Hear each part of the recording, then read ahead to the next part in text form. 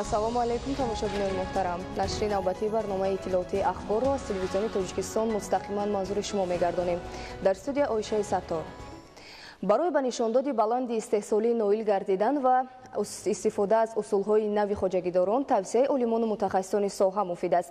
Дар рӯзҳои мусоиди фасли зимистон деҳқонон бояд кадом корҳоро анҷом диҳанд, то дар оянда ҳаҷми истеҳсолот зиёд ва сифати маҳсулоти кишоварзӣ беҳтар шавад. Дар ин хусус хабарнигорони мо гузориш омода намуданд. баъзан маврид аз сабаби риоя нагардидани қоидаҳои хос ниҳоли дарахтон хушк мешаванд ва ё самараи хуб намедиҳанд. олимону мутахассисони соҳаи кишоварзӣ барои бенуқсон ва бо сифати баланд ба даст овардани меваю сабзавот иҷрои қоидаҳои агротехникиро дар рӯзҳои мусоиди фасли зимистон муҳиму саривақтӣ медонанд.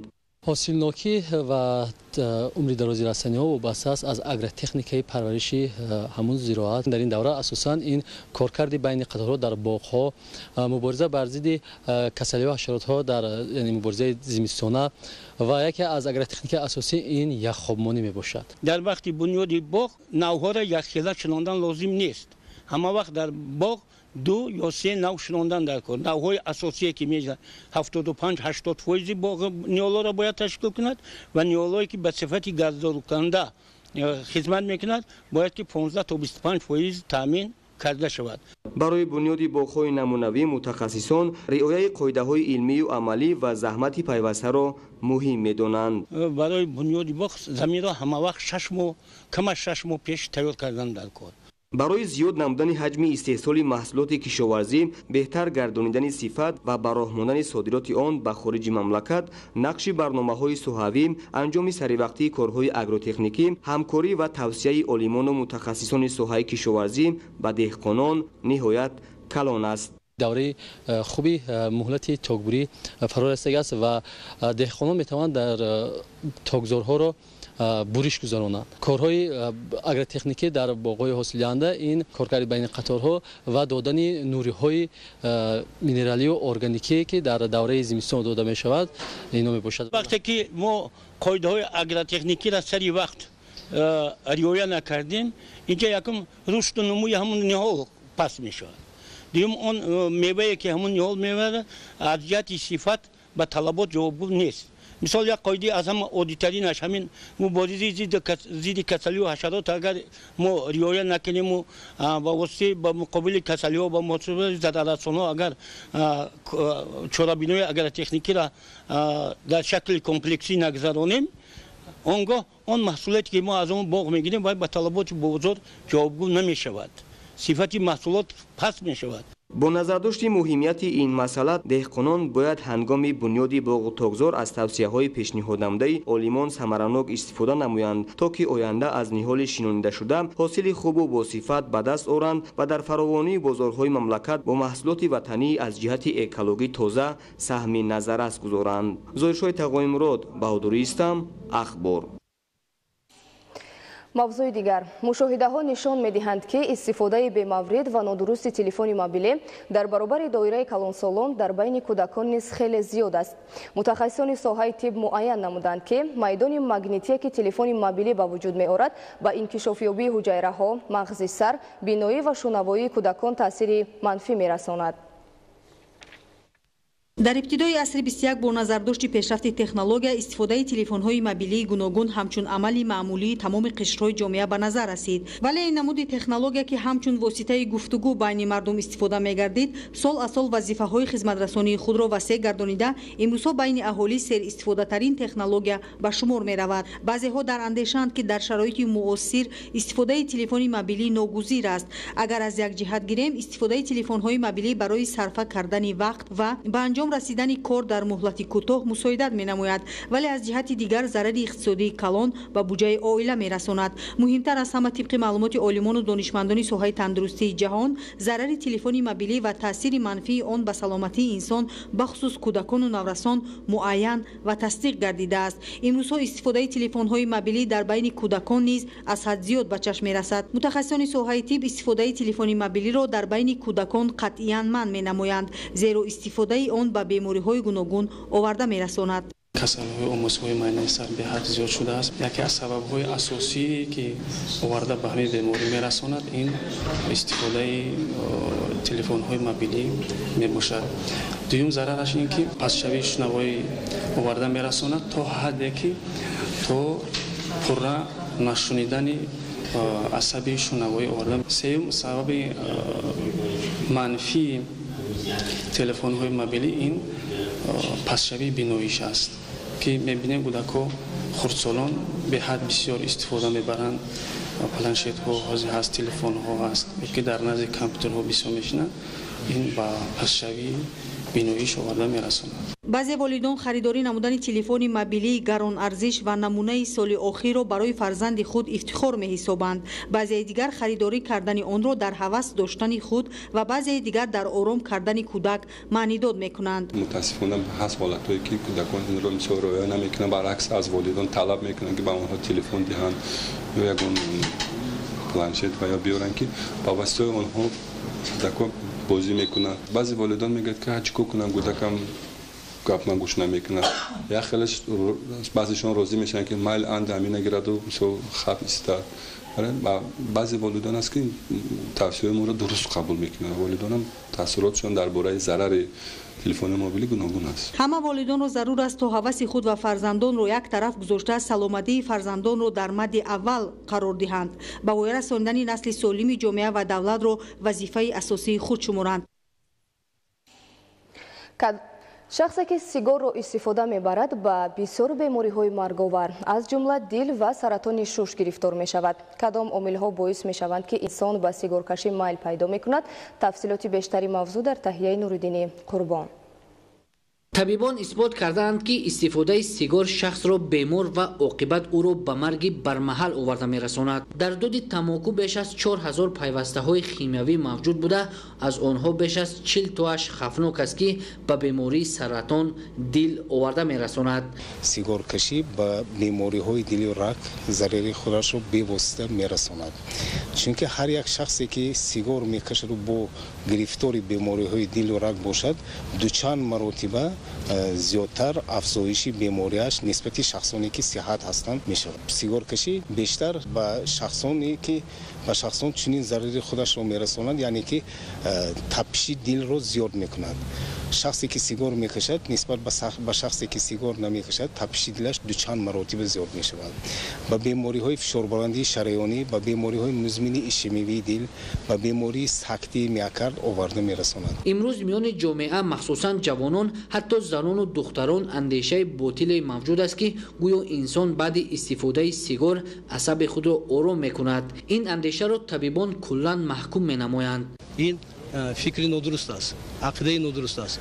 барои он ки баъди истеъмоли сигор ё нос майнаи сар дар ҳамин ҳолат мешавад ки хеле ки мегӯям гаранг мешавад ва сигнали организм ҷавобгӯ намебошад ва ин шахс дар муддате ки аз ҳамин ҳолат мадҳуш аст, муаммое ки дорад фаромӯш мекунад ва хиёл мекунад ки асабиу ором шудааст.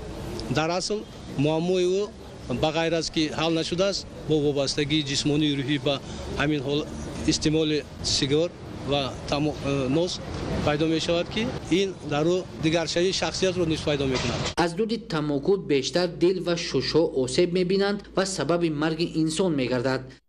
сигоркашӣ ҳатман ба бемориҳои саратон ҳам зарари худашро мерасонад.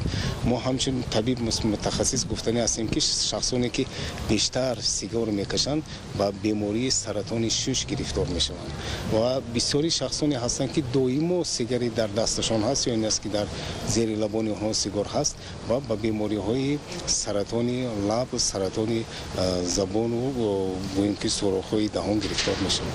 тамоку барои занон низ хеле зараровар аст. тамокукашӣ ба духтарон то дараҷае таъсир мерасонад ки ҳатто безурёт мегардонад.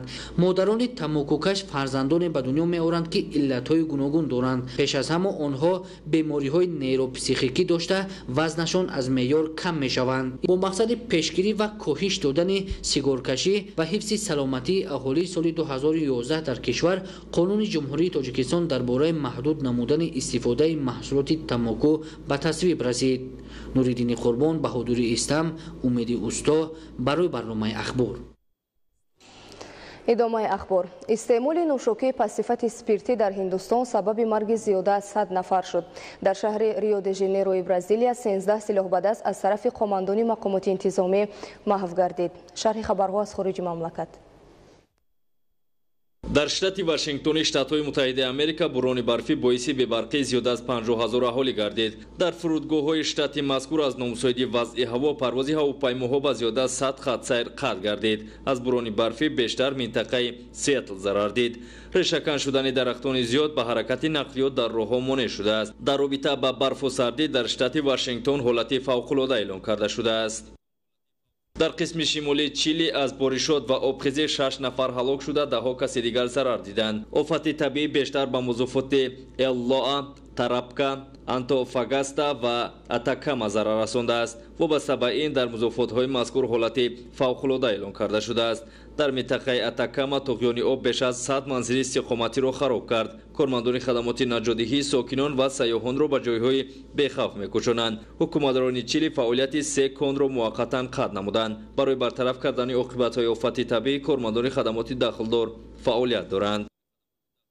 дар қисми шимолии Ҳиндустон аз истеъмоли машруботи пассифати спиртӣ беш аз 100 нафар ба ҳалокат расида, даҳо каси дигар аз заҳролудшавӣ дар беморхона қарор доранд. дар мағозаҳои штати Уттар-Прадеш ва Уттаракханд машруботи пассифати спиртӣ ба фурӯш гузошта шудааст.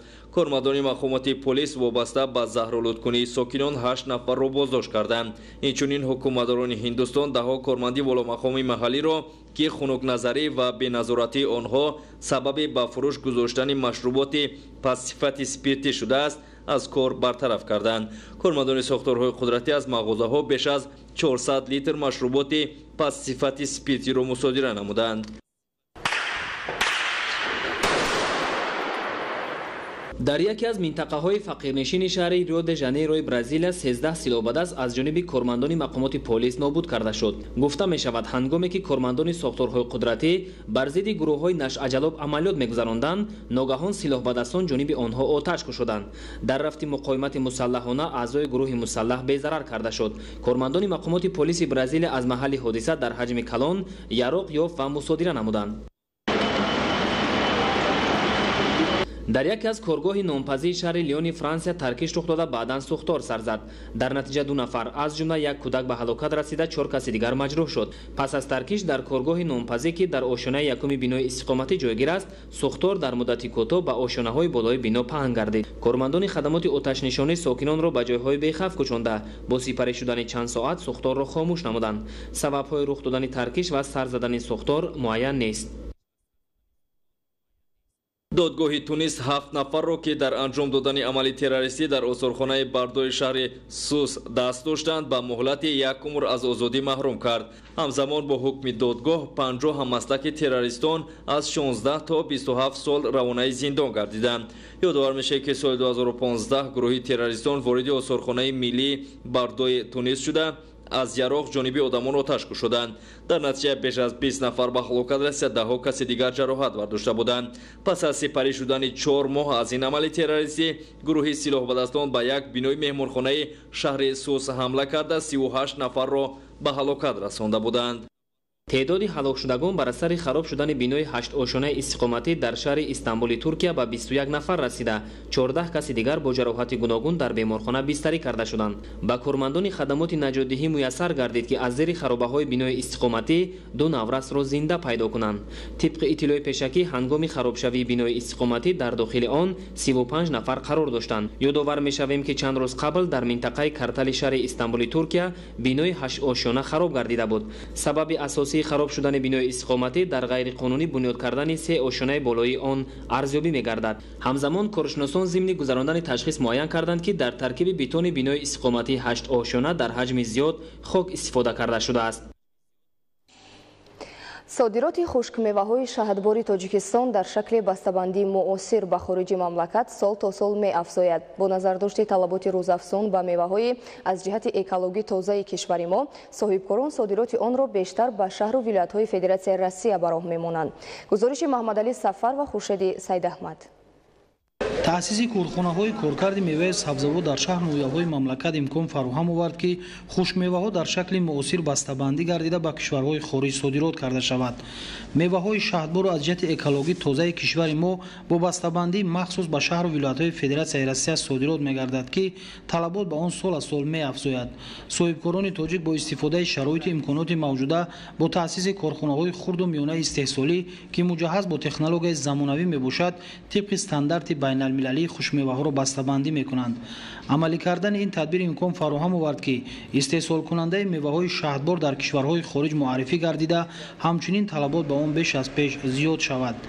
дар марказҳои бузурги савдо ва бозорҳои шаҳру вилоятҳои федератсияи Россия ҳамзамон хушкмеваҳои Тоҷикистонро дар шакли бастабандии олӣ ба фурӯш гузоштаанд ки серталаботтарин маҳсулот ба шумор меравад. имсол низ дар доираи имконоту шароити мавҷуда содироти меваҳои шаҳдбори Тоҷикистон ба кулли кишварҳои ҷаҳон аз ҷумла федератсияи Россия ба роҳ монда шуд.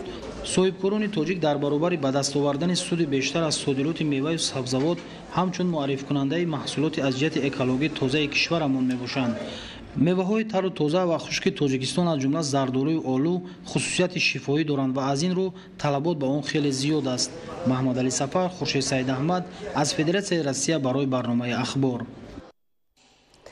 мавзӯи дигар, дар вилояти Суғд бо мақсади ҳифзи олами наботот ва паррандагон аз ҷониби раёсати ҳифзи муҳити зист, хоҷагии ҷангал ва ҷамъияти шикорчиёну моҳидорони вилоят ба ҳисобгирии паррандаҳои обию ботлоқӣ гузаронида шуд. гузориши Маҳмуд Аҳмадзода ва Илёси Бобоҷон.